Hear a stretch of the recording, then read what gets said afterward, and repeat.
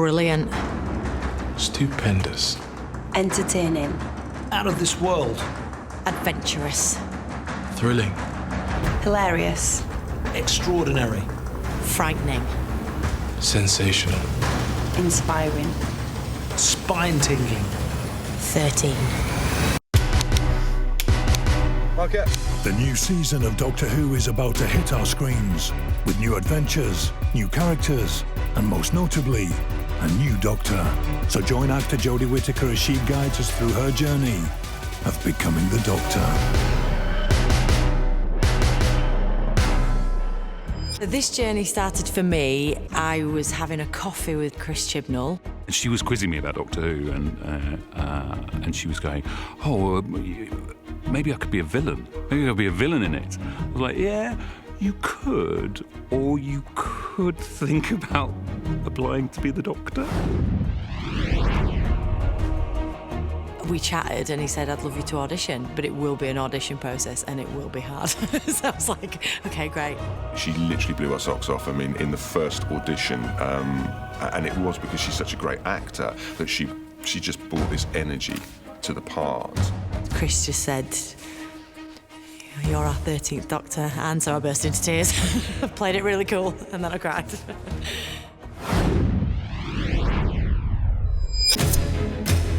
After weeks of keeping the casting a top-level secret, it was finally time to reveal the new Doctor's identity to the public. And on July the 16th, 2017, Jodie Whittaker was announced to the world. So the reveal video was interesting because we had to shoot that, obviously, with no one knowing. The director didn't know it was me either. Honestly, the truth is I did not know who the Doctor was. Chris and Matt, the two execs, said to me, you know, if you want to find out who the new Doctor is, go knock on room, like, I don't know, 302 or whatever it was. And I jumped out and went, "Hello!" And he was like, "Oh, hiya." And he managed, if he was poker facing, I couldn't tell. I really did keep it a secret from a lot of people. You know, my family found out when my hood went down.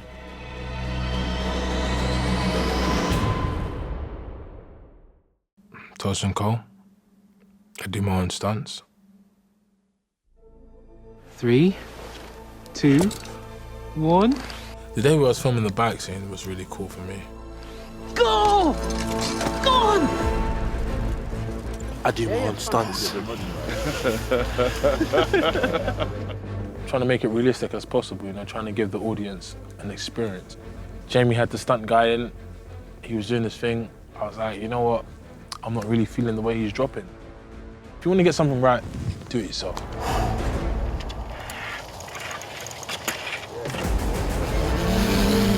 Made it still, I am. Man is still. Those push-ups, you know, Paid off. they go a long way, you know. Listen, you might as well call me Hercules that day because I was on something different. I was on something godly that day. Hercules. Thank you very much. You said it, not me.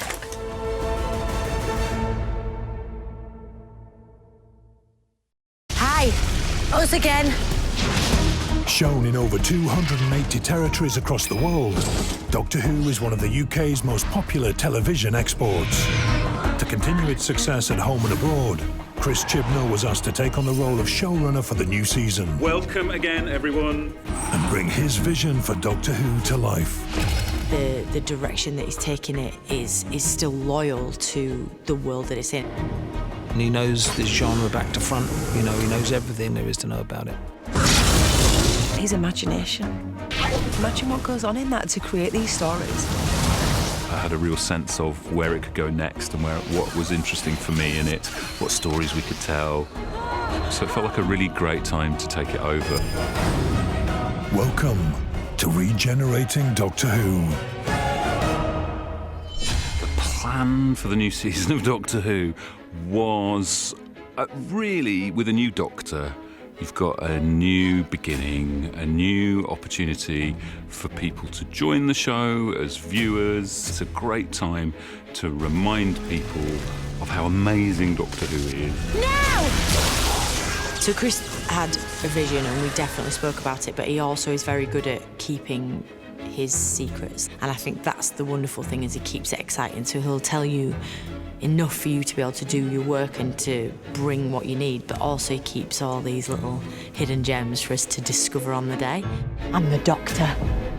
He's very clear that he wants people to have their own creative investment in the work. He wants to make the show new, you know? That's the whole point, new, epic, and then he kind of wants to bring everything for everyone, you know? It's ticking all the boxes. So yeah, just doing that and just making sure the show feels like a new show.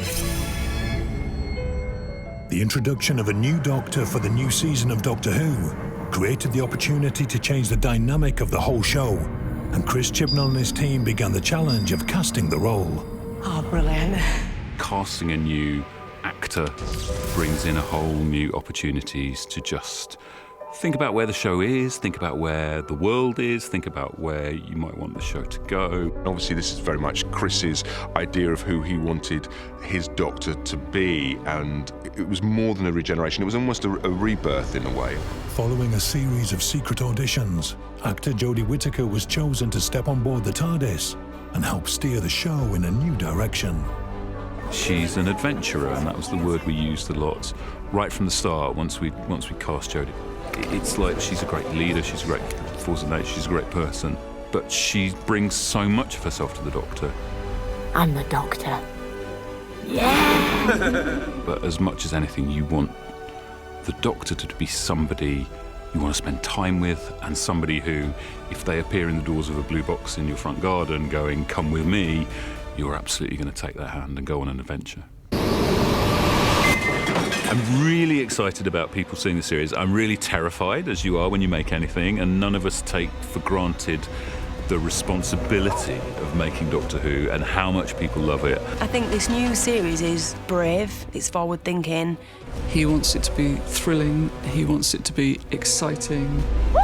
It's as a romp, so you've got all the classic things that you would expect from Doctor Who. Every episode is a contained story.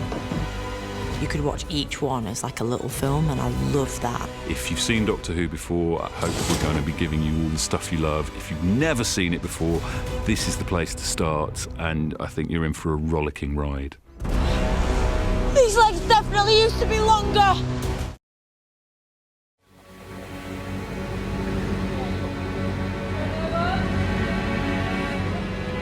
We wanted to make it as big as possible. Maybe if you stop to think about it, it could become scary, but I just want to do it well, and I want people to enjoy it, and that's kind of my main priority at the moment.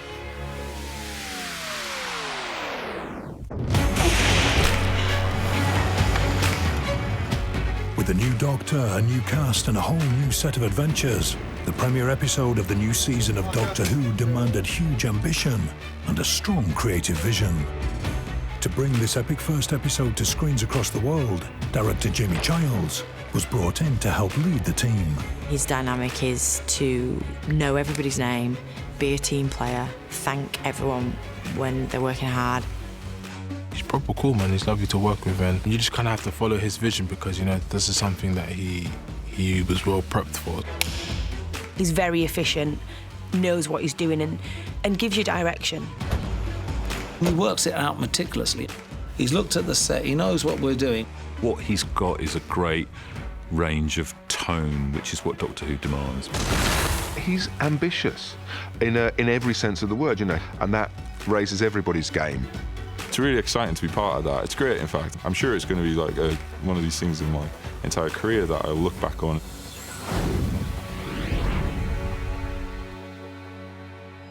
When I first talked to Jamie about what I wanted to do with the show and what myself and Matt wanted to do with the show, he got it straight away.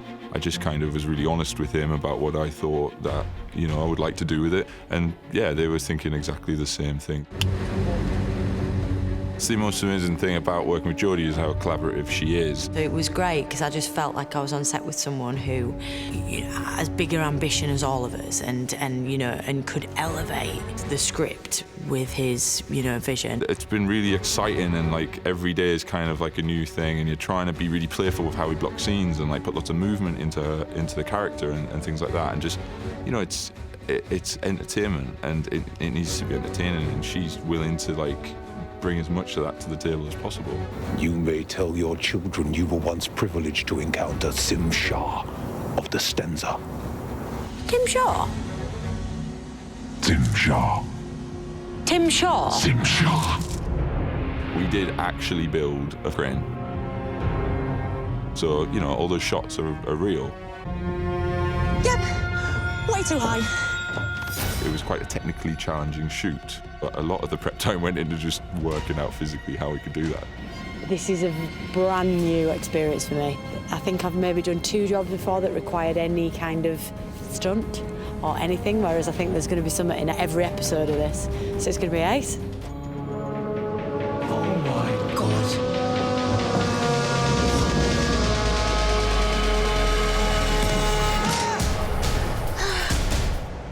It was great. We had a lot of things went our way, and sometimes they don't, but a lot of things went our way on that, and Jamie directed it just brilliantly. These legs definitely used to be longer. I wanted it to be pure escapism for people to watch it. The whole family could sit down together and just watch it and just be, and it's got something for everybody. We are about to make the sonic screwdriver. This is gonna be fun. What I love about the sonic screwdriver is it's part of the identity of that Doctor. With Jodie's one, you know, this kind of like chaotic thing that's been forged out of madness, that sums up her Doctor quite well.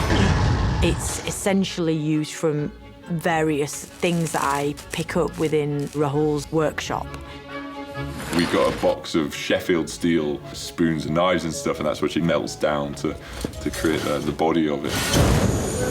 It's very different to previous incarnations of a Sonic, because we wanted to feel like it was forged. It has the Sheffield steel mark from one of the spoon handles still in it. This is taken from the Warrior's pod that the Warrior travels in. You know, so that was a bit of alien tech that she uses. This has saved us so far many a time. Ooh. Should be fine. Case File 1. The Stenza. The Stenza come to Earth to hunt humans. They've been getting away with it for years. It's called the Ritual of the Stenza, and it's why Tim Shaw, or Tim Shaw as we called him, was in Sheffield. Those teeth represent his conquests. They're taken from his victims. He travelled to the Peak District in a transport pod. Ryan found it and called the police. That's how I got involved. Sim Shaw didn't travel alone though. He brought a half-organic machine to help locate his human target, Carl. I found myself mixed up in, well, let's just say some out-of-the-ordinary events.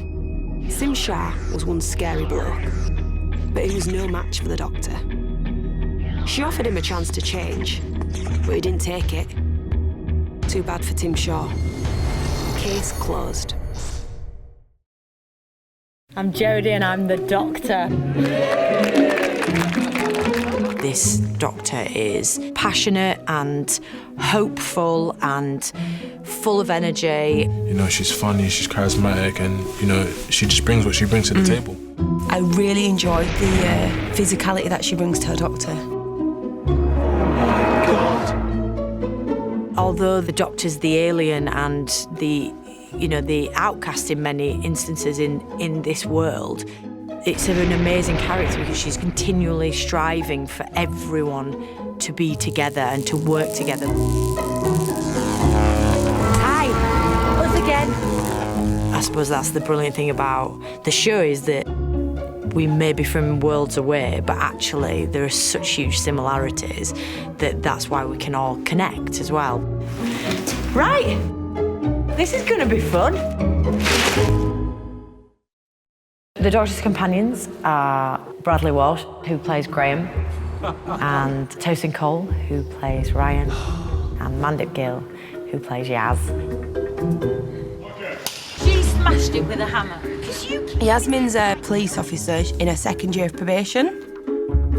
I believe that she's probably wanted to be a police officer for a long time to change things. And when you really want to be something, you try to do your job better and you try to move up the ladder. I want to do more. Can you not get them to give me something that'll test me? Something a bit different. She can keep her head cool in a situation that is dramatic because of, her occupation being a police officer. Those kind of details are really helpful They play in scenes that are nothing to do with an everyday kind of police scenario, but still that kind of the fear of death, but then also the kind of practicality of, right, I've got to do this, I can do this, and, you know, her kind of animal instinct kicks in. Every day's a learning day. Parking disputes are not her thing. Aliens are her thing.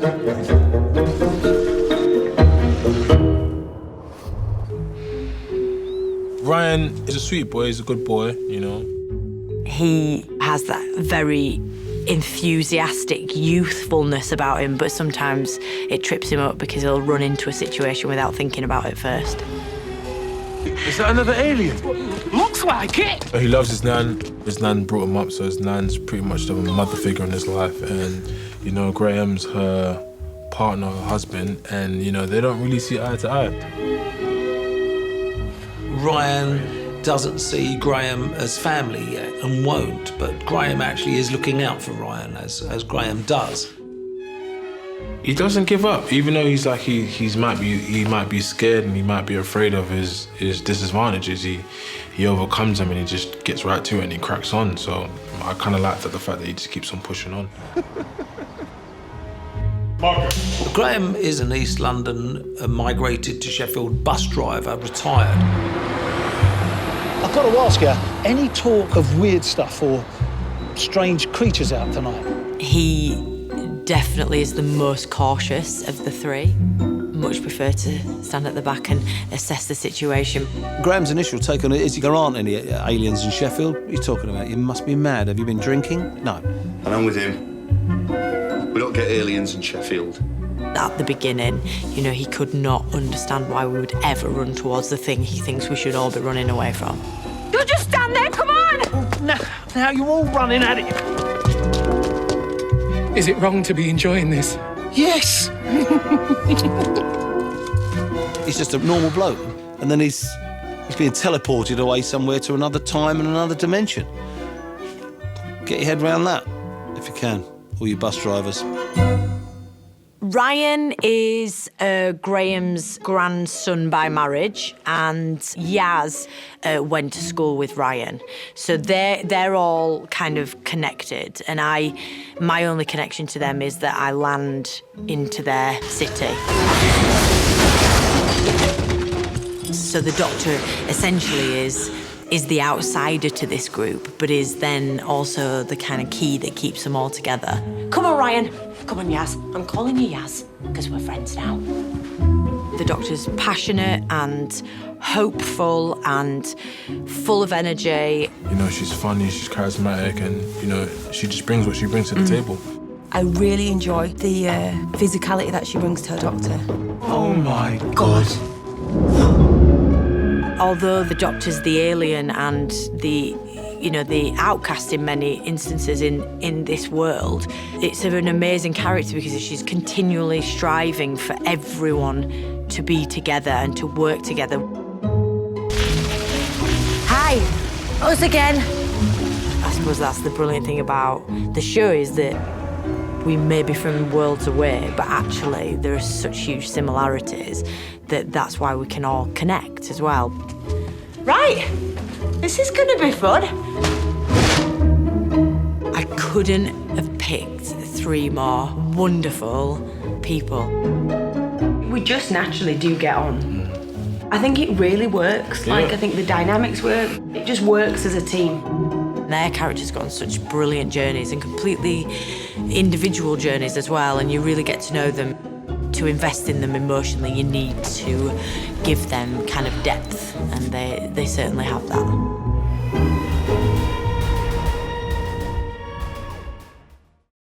We're filming on a train in South Wales, but the train has to be authentic. Watch this. The props department.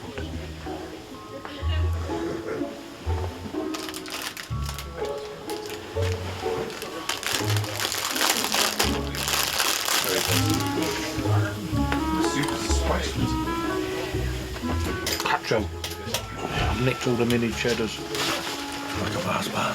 Hey?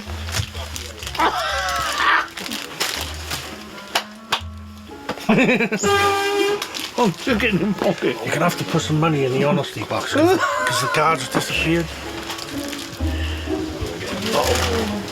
I'm starting something now. I hope they don't run out of props.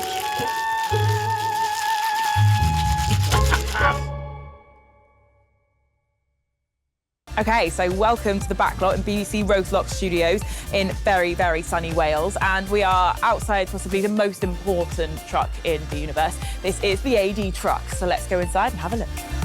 All right, so welcome to the glamorous AD truck. Now, this is very important. This part shows all the call sheets and the sides for the day. So it's like our Bible, lets us know where and when we need to be places, and also has all the lines for all the cast, so everyone knows everything about the day.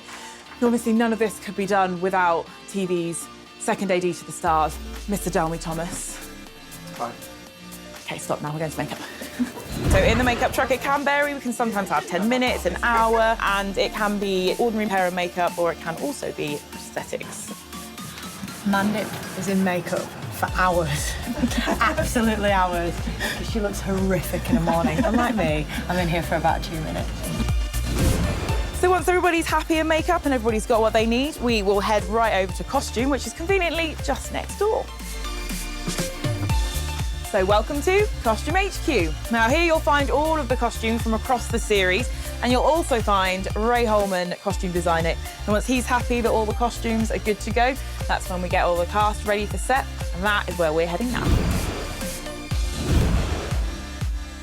So this is our very glamorous cast green room. This is where Jodie and Mandip are in their natural habitat. Now, they are obviously the stars of the show, I think it's fair to say, but after watching this clip, it is very obvious that the runners are the real stars of Doctor Who. Get me a drink, please. Yeah.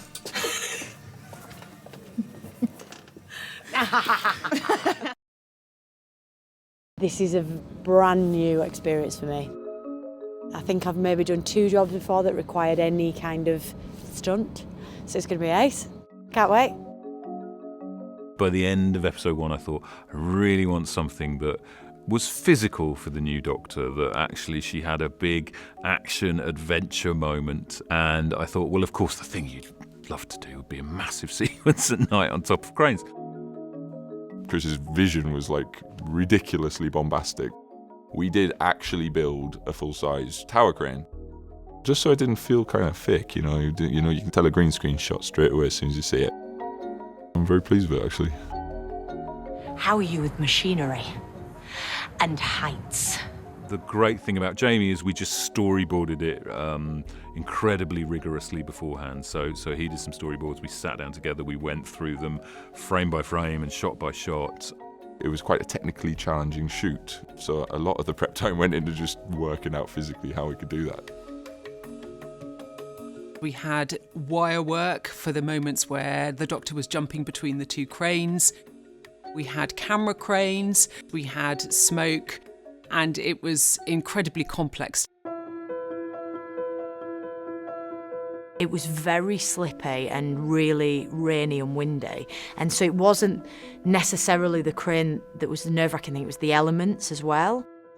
Yep, way too high. The bit that I was most nervous about, even though I was on a wire, was jumping between the cranes. And for most of the takes, there was loads of crash mats, and it was absolutely fine. But then on the huge wide, they had to take the crash mats away.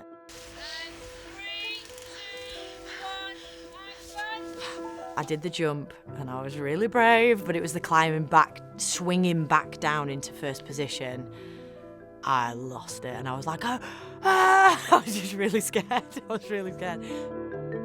There's no easing in, it's just go, that's it. That's how movie making is. It's, you turn up on the day and you shoot, and you get that one shot, and if you don't do it right, you don't get another chance. One of the main things that made me so excited about doing this job was how different and a world away from everything I've done before. Oh my God.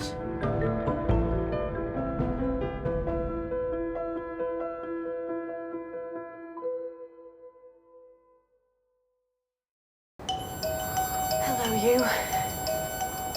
I think every Doctor needs their TARDIS that connects with them and their facets, and also having our amazing new designer, Arwell Jones. Absolutely, he had a great plan for a TARDIS right from our very first conversations. This is the new latest incarnation of the TARDIS. Should we just go straight to the console? That's what everyone wants to do. We've had a little play around, as usual, you know, changing things, but keeping to the essence of the 6 sides. Deliberately try to keep it as analog and kind of hands-on as possible for Jodie, because she's quite a physical actor.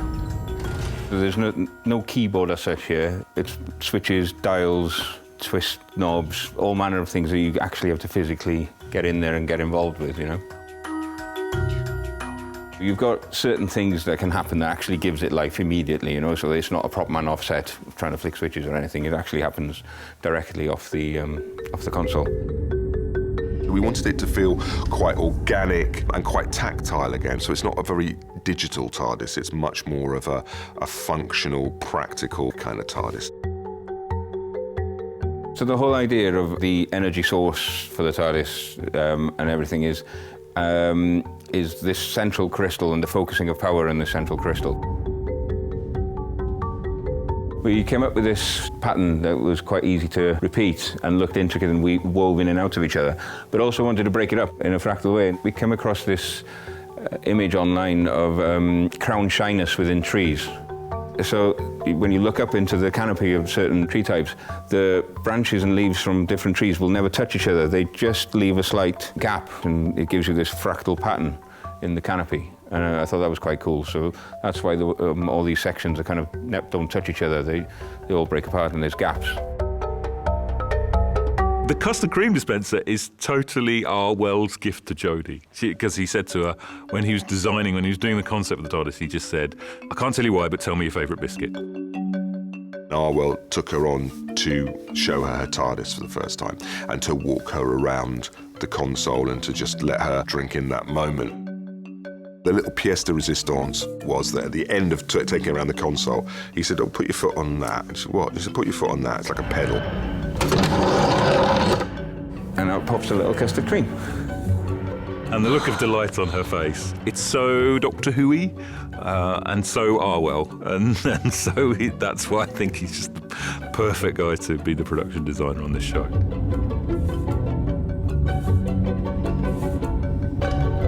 I really like it.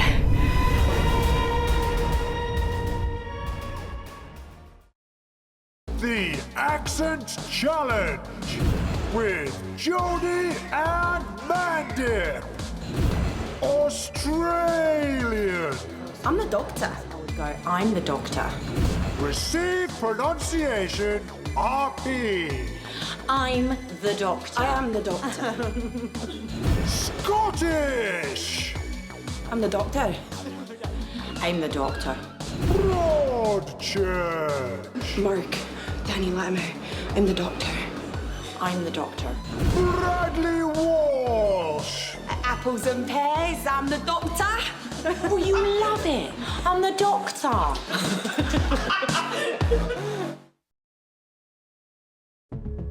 We're in the opening of episode 2, and we're on Epso's spacecraft. We're about to die and you're still having a go. You think you can do better? Yes. Amazingly, most of what you see is one shot. And so when we talked to the director, Mark, what Mark was really keen to do was to get that energy and that adrenaline and with the fluidity of the camera movements, just following this action around. Jettisoning. Do it. I needed to choreograph every move and know if I'm saying that, I'm looking at that screen and I'm doing this, so that then the acting become the second layer and it kind of is easier to build from that point. I suppose it's learning your tap moves before you can add any jazz hands. Hard ball failure. We're heading into the gravity belt. It was incredibly hard to work out. It was a kind of dance between the actors and the camera team, and everybody had to just pull together and get everything right. It was amazing.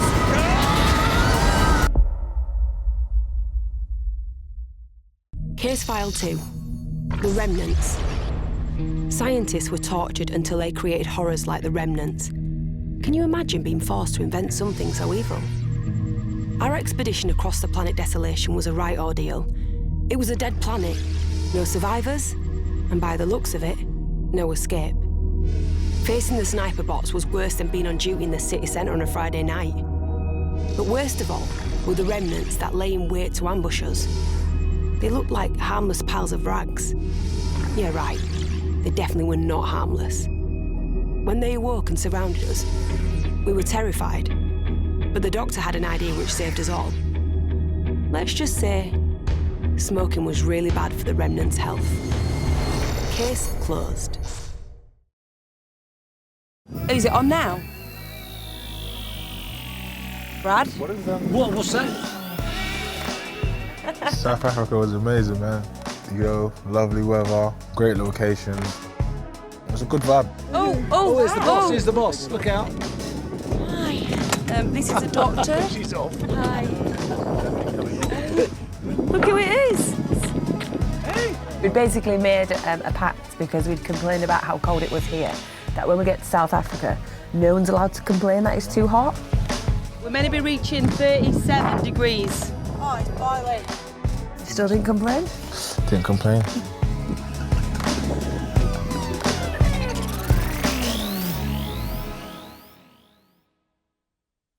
What's your name?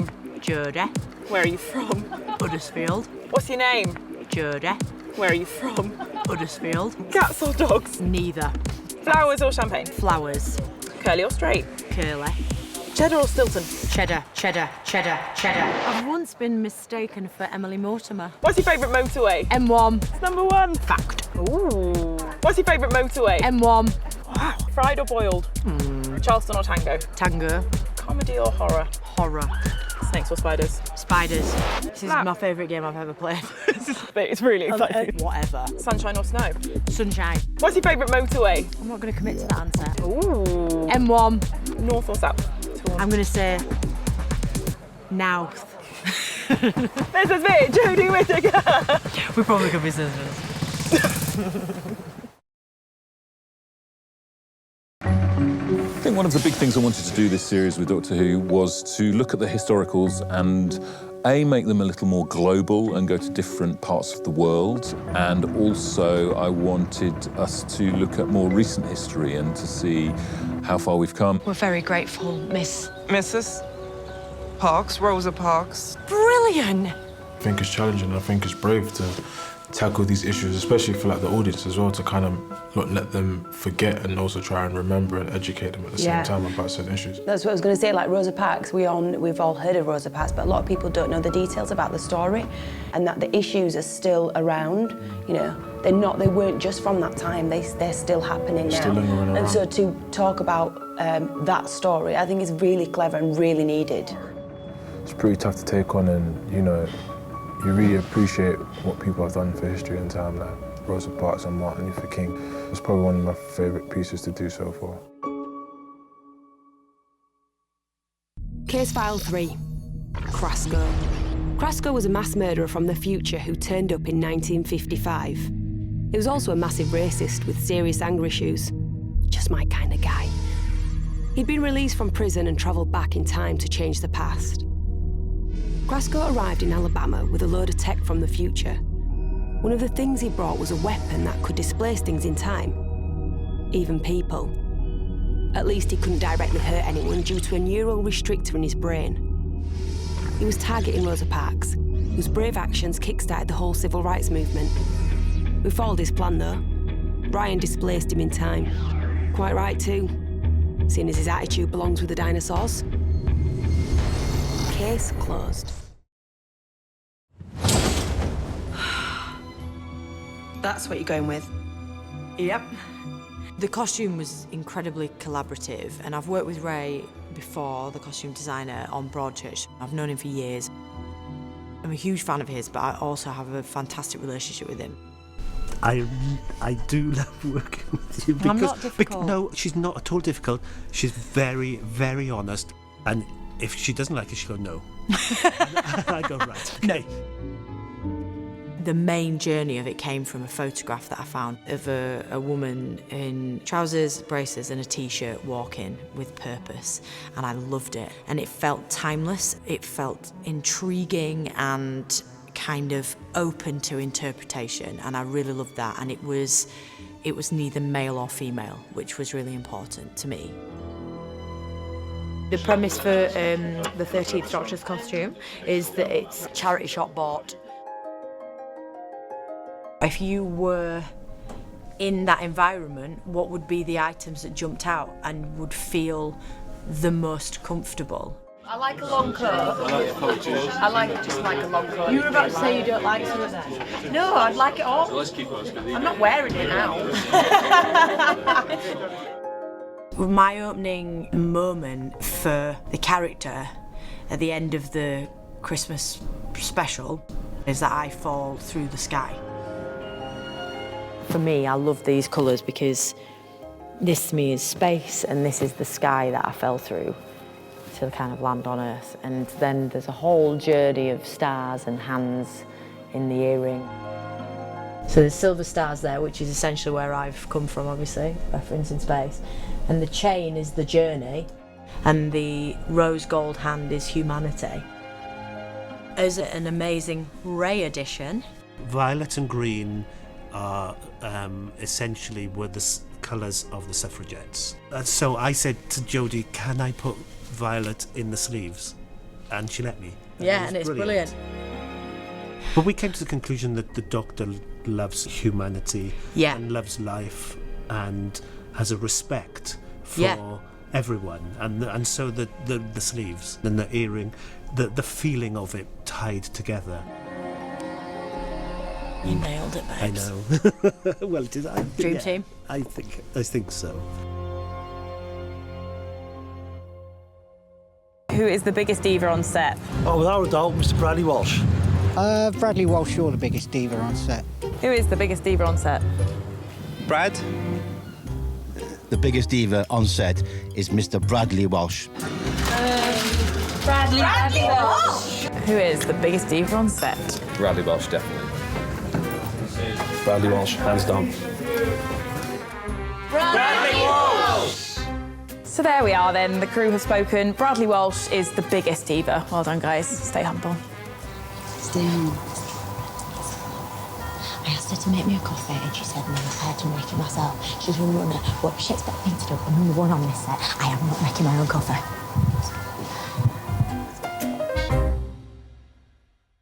The end of episode 4 is the point at which these three characters who've been whisked across space by accident make a conscious decision.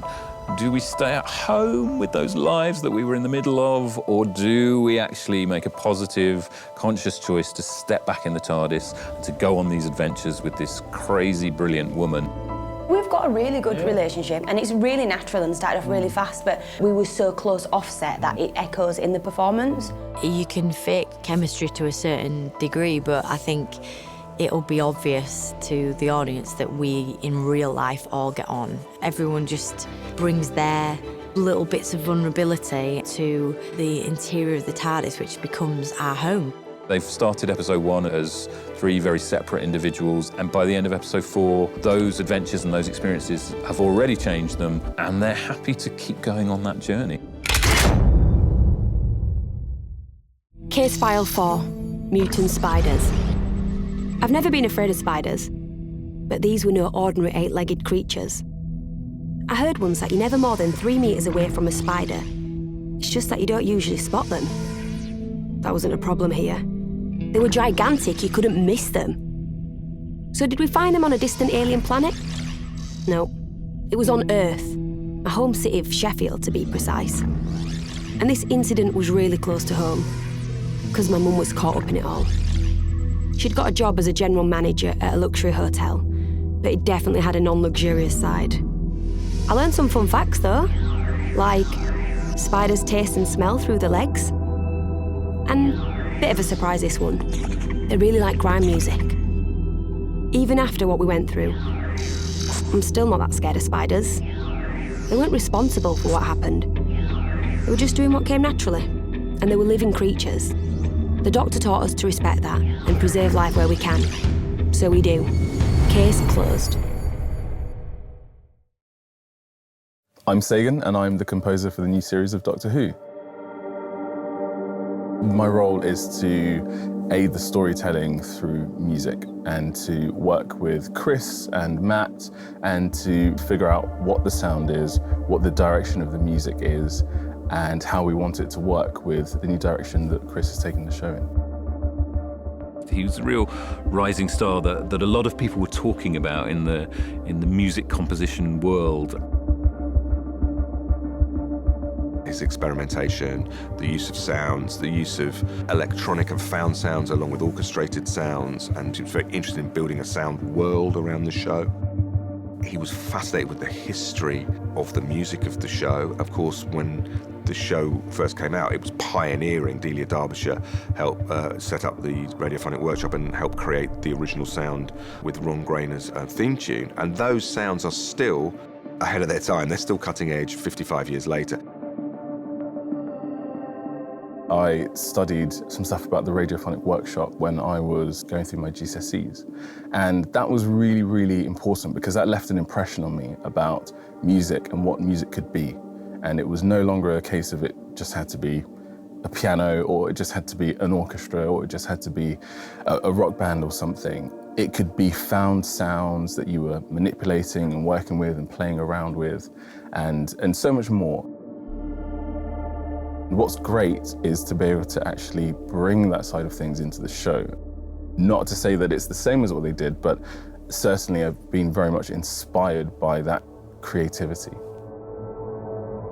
I think he just brings a new approach. There's stuff in his score that you'd find in the charts. There's stuff that you'd find on Brian Eno records. There's sort of more ambient, soundscapey stuff.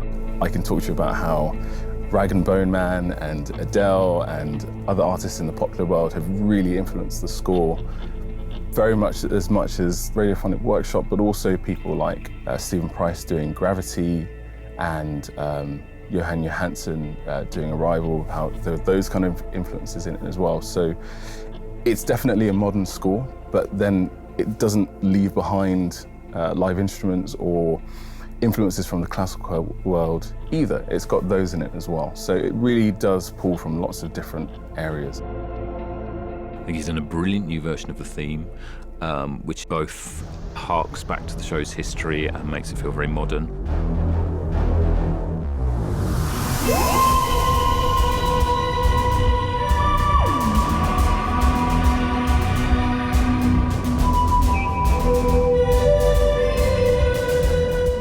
Before I was really completely on board, we had a discussion about the Doctor. We had a discussion about what's Chris, as the lead creative, what's he trying to convey with this Doctor? And also Jodie as well, what's she bringing to it, what's she conveying? So Chris talked me through a lot of things to do with her and to do with Hope and to do with how she's playing the character. And that just really inspired me. So we finished the conversation and I said, look, I'll write some music for you.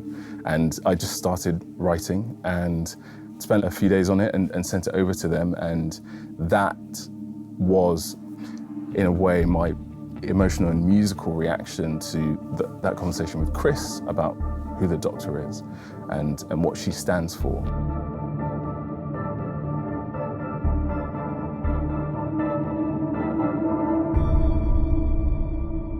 The music for Doctor Who in this series, what I hope it will do is it will bring the sense of joy and the sense of excitement that the show has, but it will also bring those moments of quiet contemplation and emotion. So it's a really fresh, different feel to the show and sort of complements the new look of the show. If you think about the range of tones and emotions we have, for example, in episode 1, just that alone probably hits all the notes that any other whole series might hit. We're not pulling back or hiding from any big emotions or big moments. We are being as bold about being very, very small and subtle and gentle as we are about being really big and being really on the front foot. What we demand from our composer is really huge, and that's the exciting thing about Sagan is he's unifying all that into a new voice for the show, which is really great. To work on Doctor Who, you need to be proud of the facial hair. There are some impressive beards on set, I have to say. And I've told the girls they have to shave more regular because it's getting a bit embarrassing now. My beard's probably one of the best beards, just putting it out there. I think you might have competition. Yeah, you know, you see what's going on. Yeah, all right, cool, let's cut it.